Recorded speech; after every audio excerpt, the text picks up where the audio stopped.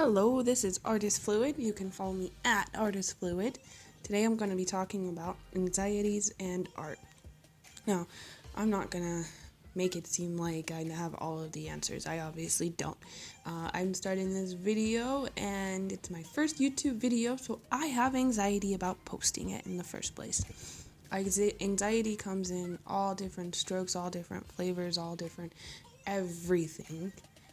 But in particular, I'm talking about anxieties and art, especially starting off as an artist.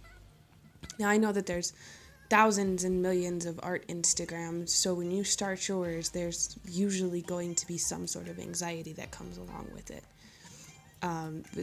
Especially when you're first posting your work. When you first post your first painting or digital media, whatever you do, you'll have anxiety about it. There's not a simple way to stop it. There's a million different what ifs that come to mind. What if it's ugly? What if people don't like it? What if I get laughed at? What if no one will buy it if it's for sale? And in all sincerity, I say fuck that.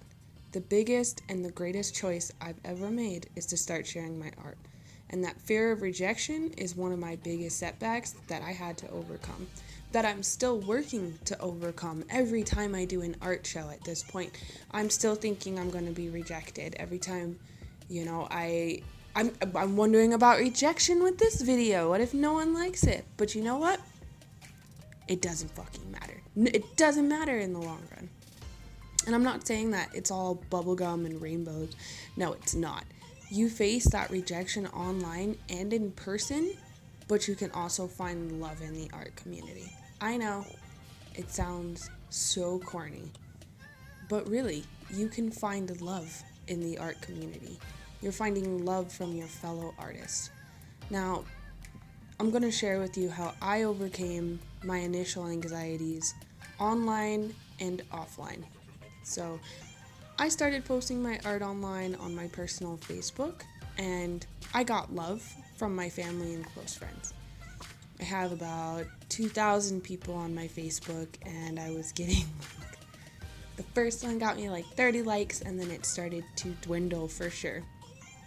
So it really became my true fans were my friends and my family. The family that I actually get along with supported me.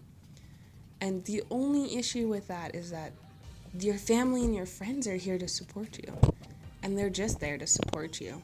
I mean, your aunt could be 100% likely to say that she loves your art, but will never hang it up or buy it. So at that point, that's when I moved to Instagram. And you can check me out at Artist Fluid, and I'll put the link in the bio for you. I moved to Instagram about a year and a couple of months ago, and it was all anonymous, and I didn't really tell my close friends and family about it. It was just to see a temperature check in the art community, and it was a huge leap for me. I mean, massive. I spent 4 days trying to decide if I should post it or not because I wasn't confident. And I started with just fluid art exclusively. I've always liked art, but fluid art is where I got my ding ding. Art is definitely something I'm interested in.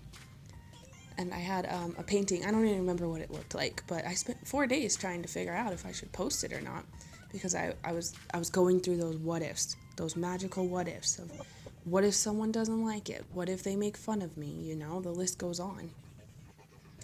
And guess what? When I did post it, nothing bad happened. I mean, honestly, almost nothing happened at all. I got a little 10 likes, and I moved on. From that day on, I can tell you every post I've made was less difficult than the last. Because it's a routine now. I post every day, almost consecutively. Every day I try to, at least. And I've learned that the art community on Instagram is actually super supportive. And I mean genuinely supportive, and it makes sense. It's a different strokes for different folks. There's not really the Facebook, how you can hold down and there's a little laughing emoji. It's not like that. If you don't like it, you just scroll by. Most of the time, if someone doesn't like it, they're not going to say anything to hurt your feelings. They're just going to keep scrolling on. And it's not revolutionary, you know. That's what I do on Instagram. If I see something I don't like, I just scroll past it or I unfollow, but it's no big deal. And most of the time, if they won't give you a like, someone else will. Almost always, someone else will. Now, in the real world, with the real art community, it's a little different. My first art show was terrifying. I was super freaked out that no one would like me or my art. Because, you know, I figured out that that's why it's so scary, especially for me, and I'm sure other artists can relate, is that my art is a reflection of myself. So if they judge me or reject me, then it's a rejection of my art, you know? And if they reject my art and they don't like it, then it's a reflection of myself. And who doesn't want to be liked at the end of the day? I think that's like one of the human needs, is to have a community where you're liked.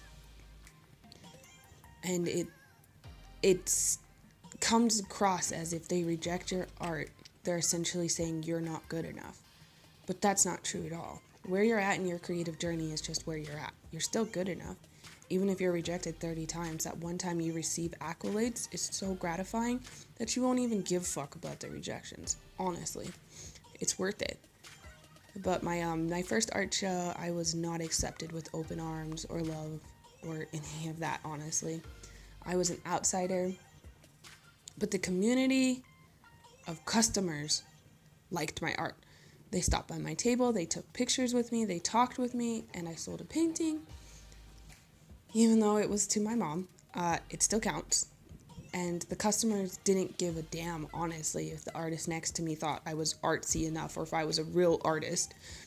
They just liked what I was putting out there. It was something that the consumers were interested in buying. And the customers thinking, you know, I like it, I bought it, I want it, I got it. They're not thinking about the other artists that are judging you or sneering at you or anything like that. And by getting the crowd's attention, you've just earned your stripes with the fellow artists that are there.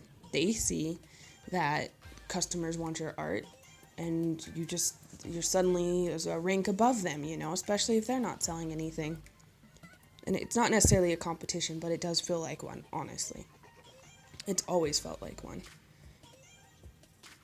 But you know, not every show goes like that. Not every show you'll sell something. Sometimes you meet just truly remarkable artists that you just ka-ching with, and you know, they fully understand you and you have someone to finally relate to, because a lot of the times you don't. And that's really remarkable, and sharing that OMG art stuff conversation is really kick-ass. And every time I've been anxious about my art, I've learned the more I do it, the less terrifying it is, but I just have to do it. I have to do it for me and for my growth. And you know, there's no way you can live the art all day, quit your 9 to 5 if you don't put your art out there. No one's going to buy it if you keep it in your basement. And the only thing in your way is you. So, you know, comment below if this helped you in any way. If you enjoy my time lapse, you know, or drop any topic ideas you have in the comment section for me. And I'll be sure to look through the topics and just give my little 2 cents about it. Also, this painting is available in my Etsy. I'll put that in the description as well. You can get prints.